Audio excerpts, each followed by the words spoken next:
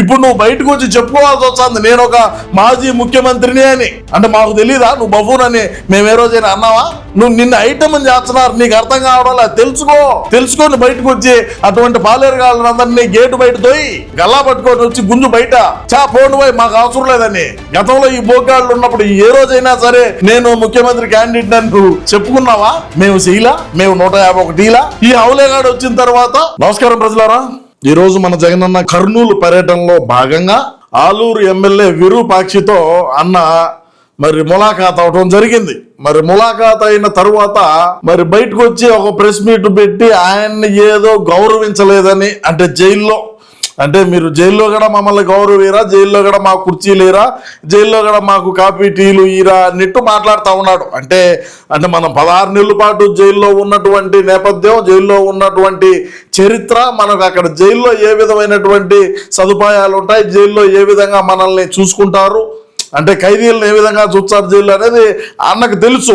మరి పాపం ఆయనకి ఏమి తక్కువ జరిగిందో, ఏం తక్కువ చేసినాడనో రాజన్న కొడుకు మరి ఎందుకు ఆయన జైల్లో అవమానించినారో మరి అర్థం కావడంలా.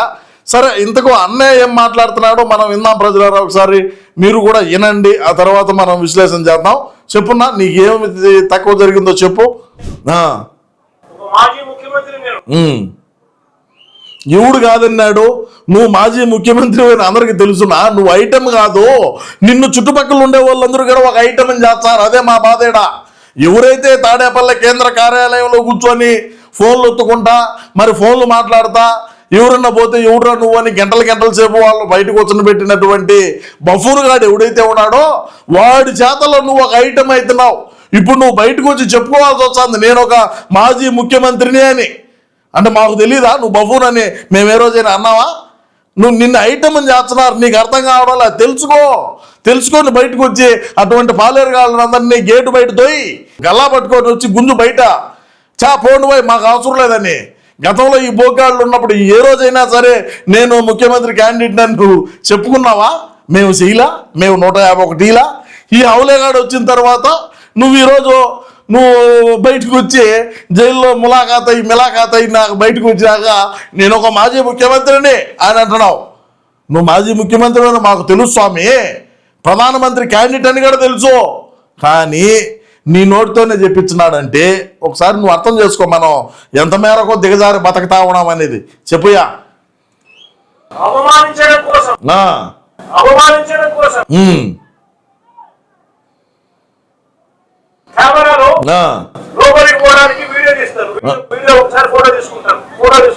అది నీకు బాగా తెలుసునా? ఎందుకంటే మనం 16 నెలల పాటు జైల్లో ఉన్న చరిత్ర కదో.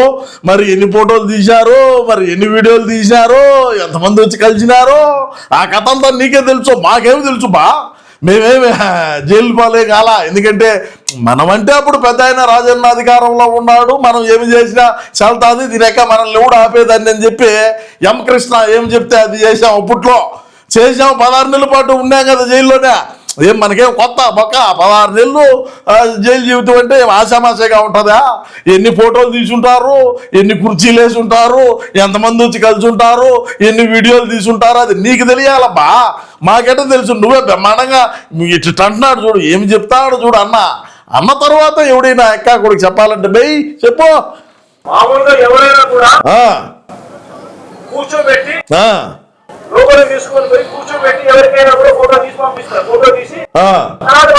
అదో చూడు ఎంత కరెక్ట్ గా చెప్తాడో చూడండి. ఎందుకంటే మనిషి అనుభవం అటాడిది. మనం ఏమి అనుభవంతో కూడినటువంటి అదన్నా ఉంటారు. అంత పెద్దది మనం అన్నది తెలియాలి, మనకు తెలియదు. ఇంక చెప్పునా.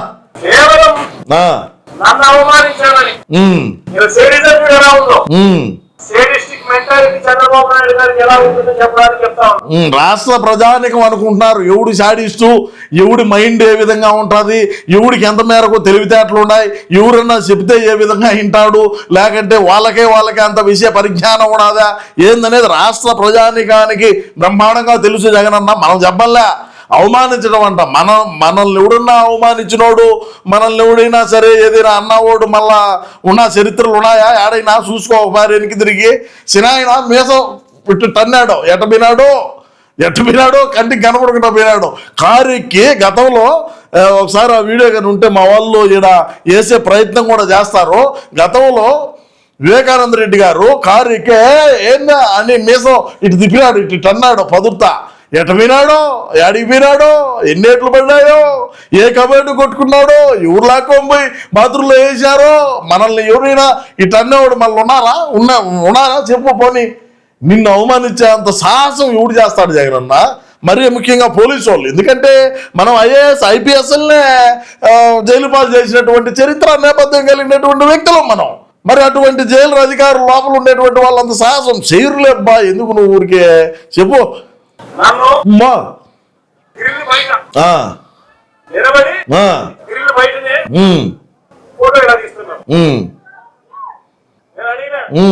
నువ్వు అడుగుతావు, నువ్వు మెడలోంచినోడు, నువ్వు అడగకుండా ఉంటావా?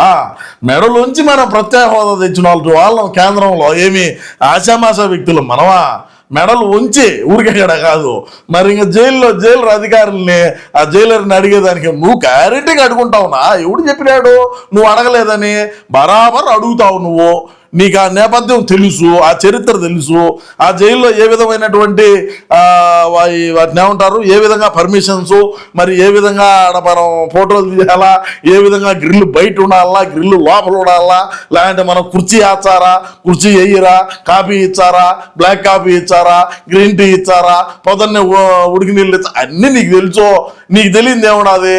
1 రోజు 2 రోజులు చరిత్ర కాకపాయ మంది 16 నెలలు అయిపోయా చెప్పు.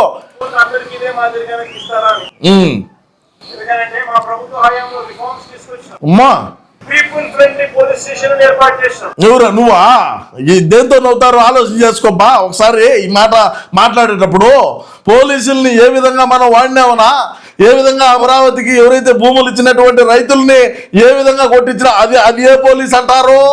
అది ఏ పోలీస్ అంటారంట? అప్పుడు ఎంపీగా ఉన్నటువంటి గల్లా జయదేవ్ గారిని ఒక ఎంపీ అనేది కూడా లేకుండా పోలీసు వాళ్ళతో లాఠీ చార్జ్ చేసావు, అది ఏ పోలీసు? రఘురామ కృష్ణరాజు మన పార్టీకి సంబంధించి మన పార్టీలో ఉన్న, అప్పుడంటే మన పార్టీలోనే ఉన్నాడులే, మన పార్టీ ఎంపీని పోలీసుల దగ్గర కొట్టించి అదే పోలీసింగ్, అదే ఫ్రెండ్లీ పోలీసింగ్. వాయమ్మ ఎవడికన్నా చెప్పున్నా వింటారో?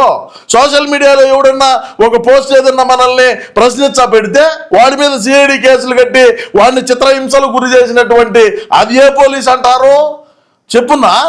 ఎక్కడో చిలకలూరుపేటలో ఉండే ఆమె, ఎక్కడో వెంకటగిరి నియోజకవర్గం రాపూరు మండలానికి సంబంధించినటువంటి ఒక గ్రామంలో ఉండేటువంటి పిల్లోడు ఎవడో చిలకలూరుపేట రజనమ్మ ఒక పోస్ట్ పెట్టింటే దాని కింద కామెంట్ పెట్టినారని చెప్పి నెల్లూరులో ఒకడిని, వెంకటగిరి నియోజకవర్గం రాపూరు మండలంలో ఒకడిని ఎత్తుకొమ్మారు. క్యాలీకి ఏది కామెంట్ పెట్టిన దానికి అదే పోలీసింగ్. అది నేపాల్ మొక్కపోటు ఉన్నాడు ఆడ పలాస నియోజకవర్గం శ్రీకాకుళం నుంచి బాపట్లకు వచ్చి ఎత్తుకొమ్మారు ఒకడిని, సోషల్ మీడియాలో కామెంట్ పెట్టినాడని. అదే పోలీసింగ్. అదే నువ్వు పోలీసుల వ్యవస్థ గురించి మాట్లాడొద్దన్నా. మనం వాడుకున్నట్టు పోలీసు వాళ్ళని ఎవరు వాడుకొని ఉండరు. అర్థం చేసుకో. ఎందుకు ఊరికే నువ్వు ఓడెవడో చెప్పినాడు, దానే చెప్పినాడు ఈ మాట మాట్లాడమనని నువ్వు మాట్లాడటము ఫ్రెండ్లీ పోలీసింగ్. ఓయమ్మ చెప్పుతా. పోలీసులు కూడా మనం అధికారంలో ఉన్నప్పుడు ఈ కరమేంద్ర స్వామి మనకు ఈ పోలీసు డ్యూటీకి ఎందుకు వచ్చినామని ఆలోచన చేసేట్టుగా మనం వాడినాం పోలీసు వాళ్ళను. నువ్వు ఊరికే మాట్లాడితే ఎట్టయితుంది? మనం ఏదో పెద్ద ఇది లేప మనం అధికారంలో ఉన్నప్పుడు బాగా చేసామంటే తెలుసు బ్రహ్మాండంగా ఎవడేం చేసేదని ఇక్కడ చెప్పు. అమ్మా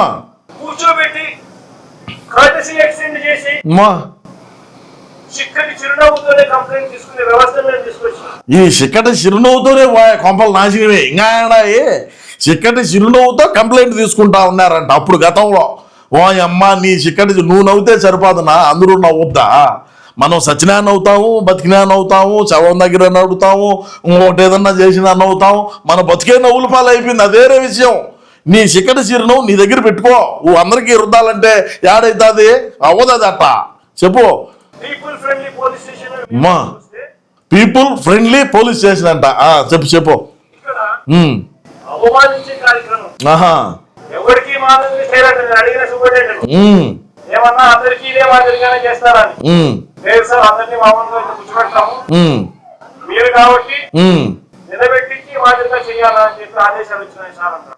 ఆదేశాలు ఇచ్చారంట. సూపరింటెండెంట్ చెప్పినా అంటే అంటే అందరికి ఇదే మాదిరి కాదు, అందరికీ కూర్చొని పెట్టి కాఫీ టీలు ఇచ్చాము, నీకు నిన్నొకరిని నిలబెట్టి మిలాఖాతులో జాలీకి యువతలు నిన్ను నిలబెట్టి ఫోటో తీసాము అని చెప్పినాడని చెప్తాడు. మరి నీకు తెలుసు కదన్నా, నీకు తెలీదా?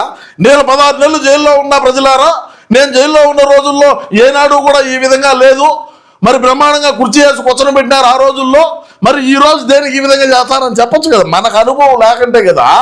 అంటే సూపరింటెండెంట్ అడగను, లేకంటే ఇంకొకరిని అడగను. మనకు కావాల్సినంత అనుభవం కలిగినటువంటి వ్యక్తులు జగనన్న. నీకు తెలీదా? నాకు కాదులే, నీకు 16 నెలలు కథ ఏం చిన్నదా? 16 నెలల కథ అంటే నీకు తెలీదా? ఎట్టా ములాఖాత్ అవుతారు, ఎట్టా మిలాఖాత్ అవుతారో నీకు బ్రహ్మాండంగా తెలుసు.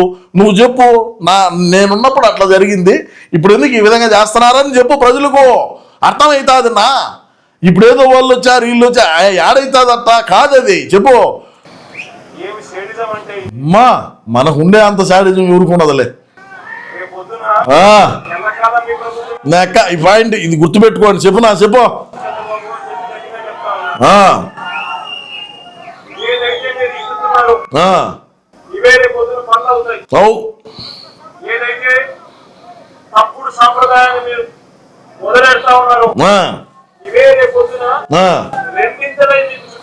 అవును నిజమే. జాగ్రత్తగా ఈ గట్టిగా అంటే మరి ఎంత గట్టిగా ఇచ్చున్నావో చెప్తే కదా అది ఎంత గట్టిగా ఉంటుందో ఏమో. సరే చెప్పు. అయిపోయి ఇంక గట్టిగా కళ్ళు మూసుకొని తినాక ఇంకేమిలా గట్టిగా కళ్ళు మూసుకొని తెరిచే 3 ఏళ్ళు అయిపోతా. సో ఈ కళ్ళు మూసుకొని తెరచడంలోనే అయిపోతుంది బతుకంతా కూడా. ఏనాడైనా ఎక్కడైనా ఉండండి ప్రజలు, ఇది వినండి మళ్ళీ మానవం. కళ్ళు మూసుకొని కళ్ళు తెరిచేసరికి మనం 3 ఏళ్ళు కూడా అయిపోతుంది. దాని తర్వాత మాత్రం ఇదే చంద్రబాబు నాయుడు గారికి చెప్తా ఉన్నా, వెన్నుపోటు పార్టీ నాయకుడిగా ఉన్న చంద్రబాబు నాయుడు గారికి చెప్తా ఉన్నా, మందే పార్టీయో మనం అక్కడ శివన్న పార్టీ పెడితే ఆ పార్టీ దొబ్బేసినామునా, ఆ పార్టీని దొబ్బేసి శివన్నను బయటికి గెంటినటువంటి మనం మాట్లాడాలి పార్టీల గురించి, ఎన్ని పోట్ల గురించి, మరి ఇంకొక రకమైన పోట్ల గురించి మనం మాట్లాడితే ఎట్టుంటుంది.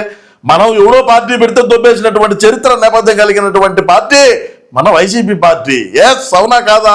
మీరు కింద కామెంట్లో తెలియజేయండి.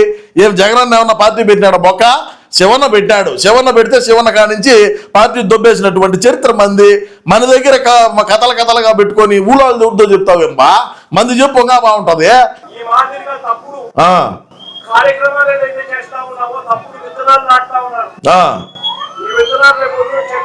అవులే వ్యవస్థను మీరు క్రియేట్ చేస్తున్నారు. మానుకోకపోతే ఇవి మీకు చుట్టుకుంటాయి, రెండింతలు అయ్యి చెప్పి చంద్రబాబు నాయుడు గారికి గట్టిగా వార్నింగ్ ఇచ్చి మళ్ళీ చెప్తా ఉన్నాడు. సంతోషం, వార్నింగ్ ఇచ్చి మరీ చెప్తా ఉన్నాడు అన్నాడు. ఓకే బానే ఉండాలి. ప్రజలారా నేనేం చెప్తానంటే ఎక్కడైనా సరే మన అన్న ప్రజలు లేకపోయినప్పుడు కానీ ఎక్కడైనా ఏదైనా పర్యటన చేసినప్పుడు కానీ మనం గతంలో 5 సంవత్సరాల పాటు మనం చేసినటువంటి అభివృద్ధి పైన కావచ్చు, లేకుంటే మనం తీసుకొచ్చినటువంటి పరిశ్రమలు కావచ్చు, మనం ఎంత మేరకు ఇరిగేషన్ ప్రాజెక్టులు పూర్తి చేసినా కావచ్చు, ఎంత మేరకు 3 రాజధానులు కట్టినా కావచ్చు, లేదు ఏదైనా మేము అధికారంలో ఉన్నప్పుడు చేసినటువంటి ఘనకార్యాలు మీరు దేనికి చేయలేకపోతున్నారని ఏనాడైనా ఎక్కడైనా ఏ ప్రెస్ మీట్లో అయినా ఏ పర్యటనలోనైనా ఎక్కడైనా చెప్పినాడా? చెప్పడం. ఎందుకంటే మనం వాడి పేరు కట్టలు కట్టింది ఏమి లేదు. Point number 1. పాయింట్ నెంబర్ 2, ఎప్పుడైనా చూడండి కళ్ళు మూసుకొని తెరిచే చాలు ఇంక 3 ఏళ్ళు ఉన్నది. రేపు రాబోయేది మేమే, వచ్చితే తినక రపరపానే ఇంక రెండోది లేదు. మీరు కట్టండి ఎన్ని కడతారో కట్టండి. మీరు రాజధాని కట్టండి, పోలవరం కట్టండి, పరిశ్రమలు దాండి, యువతకు ఉద్యోగాలు ఇవ్వండి. ఇప్పుడు మెగా డిఎస్సీని పెట్టి ఉద్యోగ అవకాశాలు ఇచ్చినారు. ఇచ్చిన తర్వాత ఏ విధంగా దాని మీద దుమ్మెత్తి పోతారో మనందరం కూడా చూసినాం. మేము ఏది చేసేది ఉండదు, చేసిన దాన్ని మేము ఒప్పుకోము, మాకు నచ్చదు. రేపు మేము రాబోయే రోజుల్లో ఖచ్చితంగా అన్న ప్రధాని అవుతాడు, అది వేరే విషయం. కానీ మీరు చేసేటువంటి పని ఏది కూడా మా వాడికి నచ్చలేదు, నచ్చకనే ఇటువంటి వ్యాఖ్యలు చేస్తున్నాడని కూడా నేను ఈ సందర్భంగా తెలియజేసుకుంటూ, అమరావతి రాజధాని ఎవడికి కూడు పెట్టదని గతంలో మా శాసనసభ్యులు చాలాసార్లు చాలా రకాలుగా చాలా సందర్భాల్లో మాట్లాడినటువంటి పరిస్థితి.